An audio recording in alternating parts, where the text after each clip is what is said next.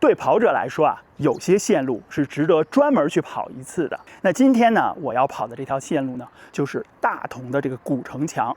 一会儿啊，我边跑边给大家介绍一下为什么这条线路值得专门来跑一次。那我们现在就先出发吧。大同呢，古代被称作是平城。1600多年以前啊，北魏这样一个从草原南下的马背政权，把国都呢迁到了这里。当时啊，最鼎盛的时候，人口啊是超过100万的。这个啊是当时的国际大都市，是一座由游牧政权建造、胡人、汉人交融的边境之都。在傍晚呢，我准备先围着它的外面跑一圈。认识一个城墙最好的方式啊，就是先看一下它的体量到底有多大。在城墙下边围着跑一圈的距离呢，是大概8公里。如果在城墙上边，那么一圈呢，大概就是7公里。这个体验呢，都是非常不一样，跑的视角、看的东西也会不一样。大同的城墙呢，四面各有一座门。先说最南边也是最气派的这座门，叫做永泰门。这个永泰门呢，整个的面宽啊是有61米，是3层的这个楼的这个建造方式。永泰呢是取自中国的一个古代的一个书，叫做《易经》。《易经》里面的泰卦有一句话叫做“天地交而万物通”，而南面呢，在中国人眼里又是非常尊贵的，所以啊，这座城的正门就修在南边，并且啊是天地通泰的这种非常壮阔的气象。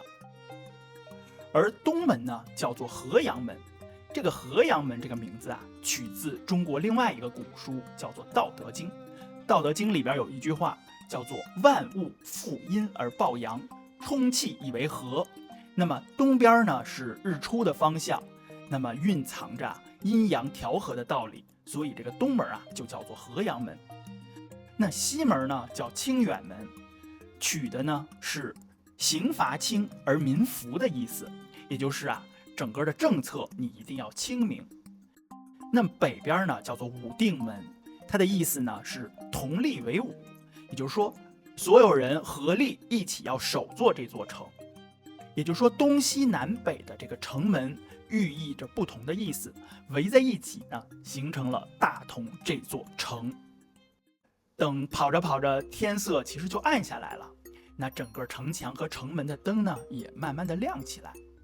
那这座古城的风貌啊，在夜色里会慢慢的显示出来。围着城墙跑一圈，和泰、清、武这4种中国古代的治理哲学，你呢也能跟着城门一起感受了一遍。第二天早上呢，我又在这个城墙上边跑了一下。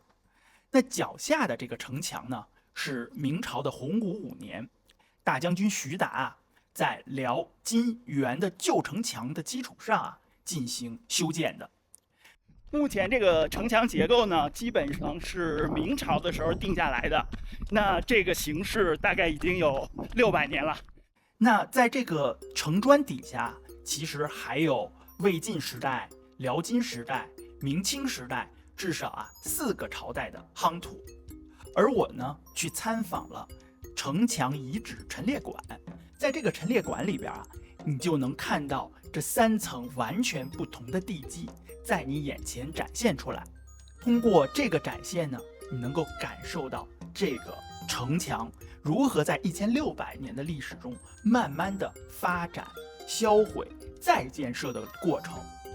你看脚边啊这些带豁口的垛墙，它呢不是装饰，这个垛口啊是用来观察、放箭和射击的，这个小孔呢就是射孔。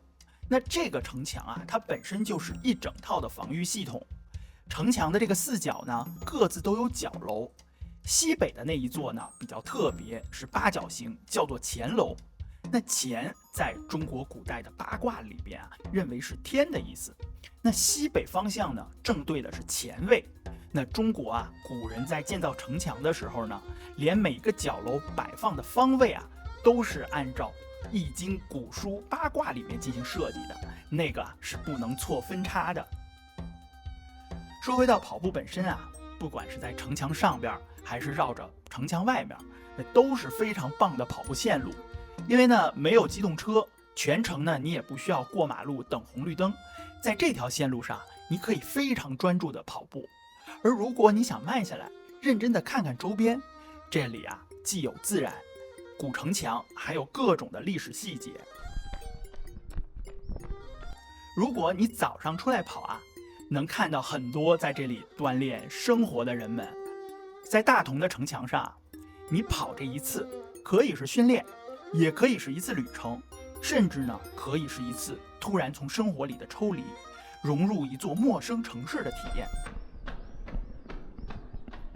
跑着跑着啊，天已经大亮了，站在墙往下看啊，这座古城正在慢慢的从脚下醒来。不管是600年、1600年，它一直都是这样，一天一天的醒来。这次呢，我在城墙见到了非常壮丽的晚霞，也看到了耀眼的日出。它们呢，都让大同的城墙有完全不同的色彩和光芒。而我这次跑步啊，也长久地留在我自己心中的时间与光影里。同一座城墙啊，傍晚的时候呢，看到的是它恢宏的气势，而你早上在城墙上面跑呢，又能慢慢的去阅读它的岁月。跑步呢，能带你到一个地方的方式啊，是跟所有人都不一样的。今天的大同城墙这条线路，大家觉得怎么样？如果你对用跑步去探索世界这种方式感兴趣，欢迎关注我的频道。未来啊，我们一起再去发现更多值得专门去跑一次的跑步线路，我们一起用运动去探索世界。